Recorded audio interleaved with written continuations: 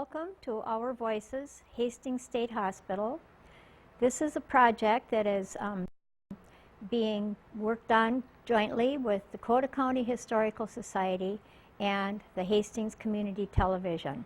It is partially sponsored through a grant administered by the Minnesota Historical Society from the Legacy Funds. We're very grateful for the opportunity to be here and visit with former employees and former family members of patients, and we want to tell the story about the Hastings State Hospital. It began in 1900 with a special train that had 100 men that were transferred from the Rochester State Hospital to the newly built Hastings State Asylum. It was called an insane asylum in those days. Later on, the title was changed to Hastings State Hospital. We are very encouraged to find many people who worked there and are willing to share their stories. We're still looking, though, for people who experienced the hospital from the other area, living there, or their family members living there. That's an area that is still lacking. But today we're going to be talking to a former employee, and I would love to introduce to you Mr. Dr. Tom Twaites. And Tom, could you tell us about how you first became associated with the Hastings State Hospital, a little of your background? Well, background really far back is I had an aunt who was a patient at Wilmer State Hospital. Okay. So when I was in the 40s, 10 years old or so, we would visit there. And of course then I had kind of a natural interest in these places. And I went on into college, and while I was in college I was able to work at Anoka State Hospital as what they called a psychiatric aide at that time. Continued to be interested in psychology, went to graduate school, got done with graduate school, and just came to inquire of Raleigh Peak, who at that time was chief psychologist here in Hastings, as to what the future might be, and he said, "Would you like to come work?" Oh, okay. So I said yes, and that's how I wound up here for about 10 years. Wonderful. And what years were those?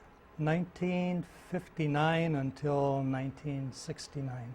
Okay, great. And were there other psychologists on staff at the time when you started, besides Dr. Peak? Oh yes, 3 or maybe 4, I can't remember exactly. Oh, okay. Yeah. When you first started, what was, were you just right out of grad school? Were you I had finished what amounted to an internship at the Veterans Administration. Okay. So I had been around the hospital setting for a while by then. So I wasn't totally fresh. Okay, all right. But tell us a little bit about when you first came to Hastings, your first impression and your first day on the job types of things that you needed to learn and that. At that time, there were a number of changes going on in terms of the administration of the hospital, in terms of the formulation of the team. I think for many years the treatment vehicle had been a team of people, but it was shifting from a medical model into a non-medical model with more active participation by a number of different disciplines. And I was really enthusiastic about that because I felt that people who had access to different kinds of viewpoints and different sorts of information were supplying that to the treatment process. So I was happy. I came on the crest of a wave, actually. Oh, must have been exciting for you. Just, it was. New psychologist and being able to have that opportunity to work with other people who were enthusiastic about some changes. Yeah. What were some of the changes that you were involved in? You know, with that team concept and how that all worked. I have to go back to the Okay. big change that was happening then, and that was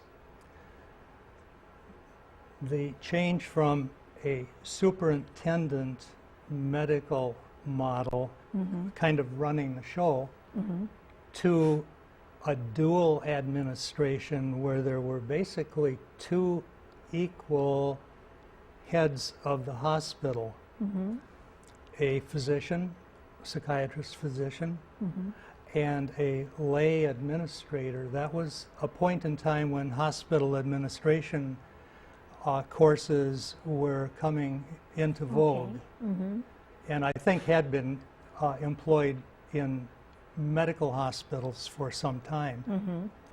So the hospital was at that point adjusting to the idea that it wasn't only a doctor that ran the show. Okay. And we were very fortunate to have a man named Jack Melvin, who came from Kansas, I think, to become the medical administrator. And that opening up of the horizon, I think, affected everybody in the hospital. Okay. People who truly knew a lot of things, the nursing staff, for example, I think had greater voice in the decisions that were being made. Okay. Recreation and rehab people were able to give a very special perspective to the decision making that went on. The patient, you know, was really a multifaceted individual coming from a very complex background. And this kind of mirrored the fact that the staff, which might have particular insight into those different facets, could supply much more information than any one of us alone might. Sure. So then, was the patient also involved on that team when you would get together, or? Often, especially at the time of the initial planning session, when the individualized program would be contemplated, and the patient would be there frequently. I can't say always, but quite frequently, Sure. to participate in that discussion. Yeah. And I think that that gave the patient a little more of a sense that this wasn't just a ginormous place Right. with people that seemed just like him or her to people that seemed to be really coming off the wall. When you, as a psychologist, how would you have your first introduction to the patients that were, how did you get patients in your workload or under your jurisdiction? At the time of admission, a patient would initially go to the admission ward, which was in the main building, and would be assigned to a particular unit. And based on that assignment, then, you know, the set of people, the team related to that unit would become involved. Typically, the psychological procedure had to do with some testing, which would give kind of a quick initial grasp on who this person might be. And then that would be followed up with a conversation, an interview, diagnostic session. Ordinarily, I would take the testing and say, well, this is what the paper says about you. How about you? What do you say about you? And then we'd have 1, 2, 3 meetings kind of around that topic. I want to know what's important to you, and you tell me about yourself, because we know that you're pretty complicated and things may have gone wrong. We'd like to know because we're in the job of trying to help you address those issues that might be there. Sure, and so then when you first came on the job, I would imagine that some of the people that had been there for a time were, at that time, then they were given the psychological, I mean, they were already residents. And so would they be assigned to you then at that time? And I wonder how they felt, if they saw a difference in how they were being treated and how they reacted. Or, you know, do you have any feel for that? It's hard to say. I wasn't in their heads. Yeah, yeah. I hope they did. I would think they might have become aware of a lot more people spending a lot more time finding out about them. Like the rehab or recreational people would be spending a lot of time preparing for their input into the team decisions. Sure. I know that they were spending time before the team became constituted as it was, but I hope there was a different flavor. None of this, by the way, I came at a particular moment in the history of this place, and none of this is to say that things weren't being done in the past. And I don't want to say that, we came on the scene and saved the world. No. I guess I didn't mean to imply that with that question. I think it's interesting because at the different stages, and of course we only go back as far as the late 40s with our interviews, because people beyond that time, we have one woman that's a little older that we haven't talked to yet, but they're talking more about the treatments being with the electroshock and the insulin shock and those types of things, and then gradually getting the, having the drugs introduced, and so we're seeing this in stages. And so I feel like what you're explaining to us now is another awareness in the field, maybe of how to deal with mental illness. And that raises the point that where we today can discount some of those treatments that were popular in the past, where we became dominant in the scene may be dismissed in the future as archaic and quaint, and how could they have been so far off track? We don't think so, of course, but neither did they. They had their reasons to employ electroshock or insulin shock, or go back to the Revolutionary War period. There was Dr. Rush who thought the way to get at the brain of the people who were agitated was to sit them in a chair like this and strap them down so they couldn't move and agitate the blood flow. And he sort of had the idea that is still existent, that certainly there are physiological features to much of this, and he couldn't access at that time in the 1700s, what it was. We can with chemicals and medications and so forth. So it's a difference in viewpoint and structure. That people have kind of always known that something was going on in the head. We expanded it over the years, and we think that the team represented the point when we incorporated a vast array of things that allowed greater access to what might work. Right. And so that is an interesting idea, how they, each generation thinks, how could they have done that? Why would they do that? They weren't cruel. No, it wasn't. Do you know about the Kirkbride buildings? No. Was that here in Hastings? Well, kind of. I think a successor. Dr. Thomas Kirkbride, back in the mid-1800s, had a belief that recovery of mentally ill, quote, quote, insane people would be facilitated by their environment. And it was primarily on his initiative that people were brought into the countryside to live in rather beautiful surroundings, I think like Hastings Hospital is. Yes, yes. And he believed that the building, the architecture, was very important. Oh, feng shui. Yeah, exactly.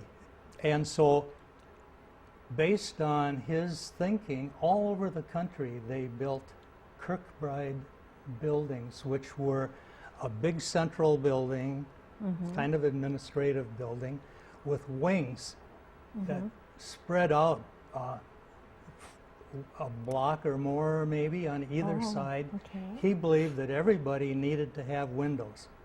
So the buildings were built in a narrow fashion, and they each had single rooms with a window overlooking a pastoral scene, park-like, and at the time Rochester and St. Peter, and probably the only surviving hospital built on this model in Minnesota would be Fergus Falls. Fergus Falls. Oh, okay. And I don't know if that's torn down yet or not. But anyway, Interesting. I think that Hastings became a successor. They broke those wings up into individual units, Ward 1, 2, 3, 4, and so forth. Anyway, all of this is to say that the intention was good, probably valid, and unfortunately was swamped with the population flowing into this, and very difficult to handle. And very expensive to build. A lot Oh of yeah, property. yeah.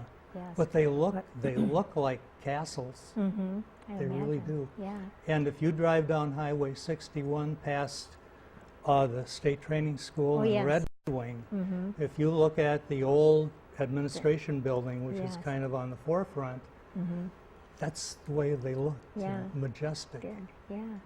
That's very the structure and setting and all of that. I'm sure has been proven that that is an important part in recovery, or the well-being of people. So let's go back a little bit then to your role as a psychologist at Hastings, and the types of things that I guess that you worked on that you feel were very significant, or that stand out in your memory.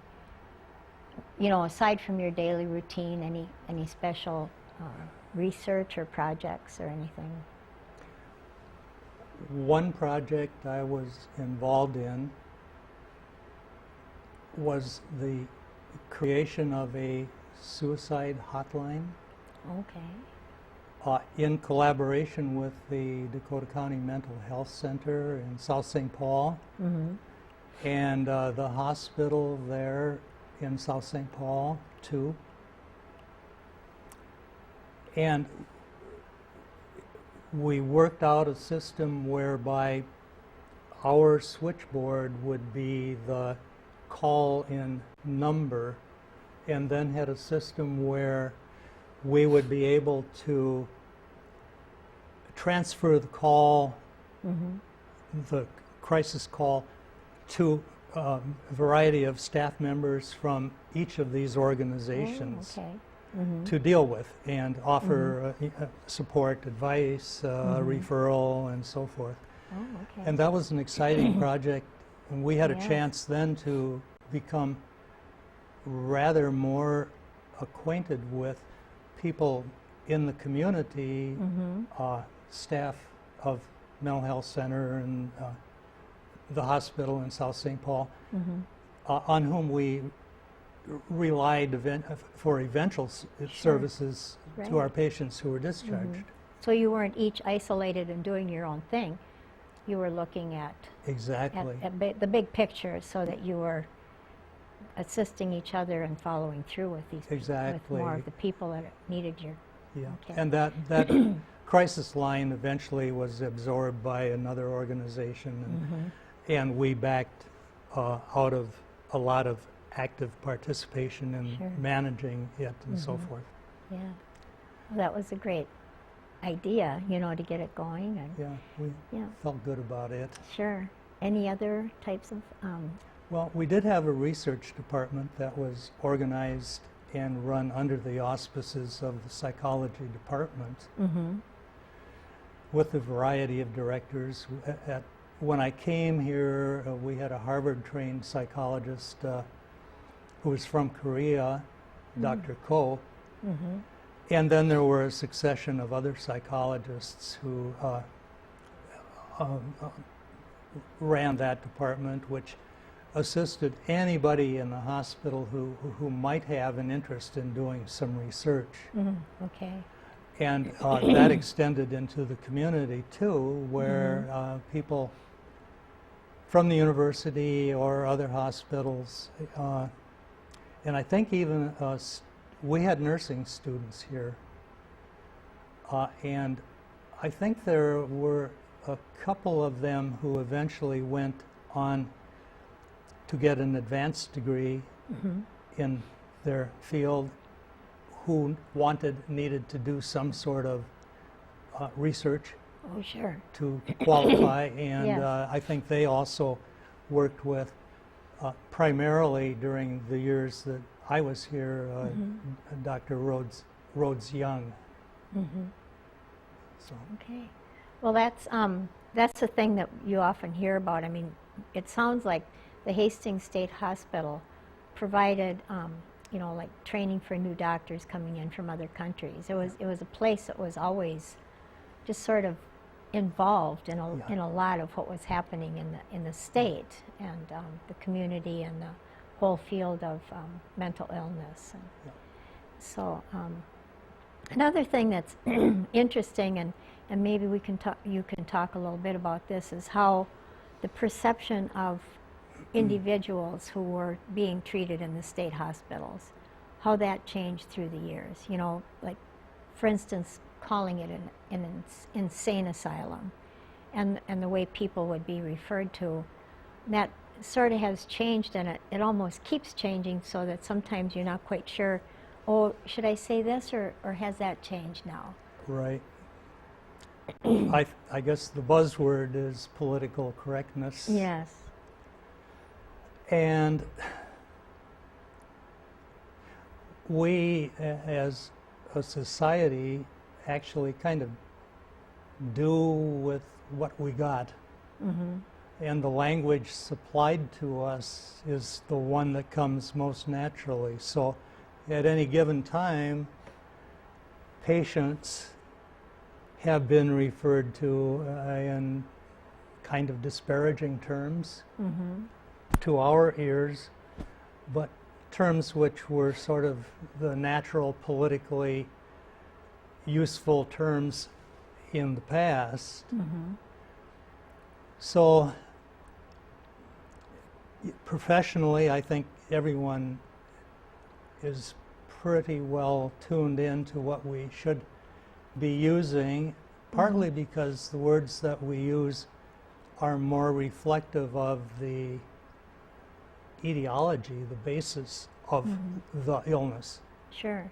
So we know that just retarded doesn't really reflect a reality, because what has happened and where this person is disabled is because of something going wrong in his development. So we're more inclined now, of course, to talk about developmentally handicapped and so forth. But again, from our position now, it's a little, what should I say? We have a kind of a cultural arrogance where we say, we know We know better than they did. than they did. But they knew what they knew. The same as with the treatments, I would imagine. I mean, the Yes. same thing applies. Yes, Yeah. yes. Yeah. What does any particular patient or stand out in your memory that you worked with and that you felt really excelled and went out into the community and that made great strides in recovery? There are people in Hastings, just as a group, who were patients who have returned to the community and done very well. Of course, I can't mention any particular names. No, and I understand. We understand that, of course. And actually, there are a few that I can remember who have been really active in community activities relating to emotional disorders, etc. And I even remember a politician or two, successful. And so the realm from which people came and to which they returned is broad. Right.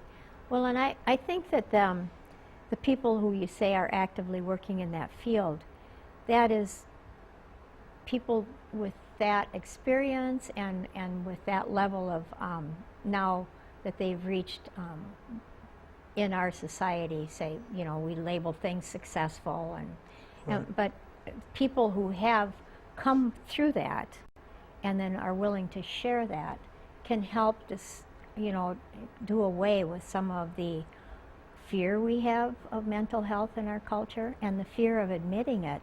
Right. You know, accepting that, you know, I'm really having a bad time. Maybe I should seek some help. I mean, there's really a fear still. There's a stigma, I think, surrounding that people shy away from asking for that type of help. They'll go to the medical doctor with a problem, but, you know, emotionally not so much. We feel that the way we are is really our core, and do everything we can to keep it intact and to allow people to see what we want them to see of the That's core. right. Sure. And if it is somehow tarnished or damaged, that's hard to do. It really Yeah, we is. want to keep that covered up. Yeah, Yeah. So you worked out there for 10 years. Are there some favorite things about the facility and the way it was run? Just your perception of the grounds and the Hastings State Hospital when you think of it? I love the geography of the place. Yes. The staff there, when I was there, and I'm sure before too, but I know that particular segment Sure. of staffing was really good. There are always, you know, here and there are always people that don't strike us as strongly as others, but the vast majority of the staff that I knew truly actually cared, truly actually made an effort to be a comforting presence, truly actually saw the broader scope that this person today, in whatever condition, is hopefully and likely to be going back to a community, and I want to play my part. And that goes from the psych tech person on the ward all the way up through the different professions. And I haven't thought about a lot of these things or these people for in any depth, but I have for you now. Yes. And I really now, it's a good feeling to think about Oh, them. wonderful. Yes. You know, and I know you don't want to list out names, but I've been, oh my gosh, there was, and there was, and there was, and so and so, and he was funny, and all these staff people. Yeah. Well, you can, if you have somebody very significant, you can mention that. You did mention Jack Malbon. Jack that he Malbon. did a very good job. Oh, there. I mean, if you're comfortable, maybe you'd prefer. Well, you know, the rehab or recreation staff, there was an Eric Erickson, a good, healthy-looking Scandinavian guy. There was, the social workers are supreme in terms of the reality of going back to the community and knowing what was going on in the community. There was Howard Krasnoff, Ted Stamos, Paul Kapsch, Ortrud Holte. I mentioned Raleigh Peak. There was Howard Bennett. There was Perry Iman, psychologists.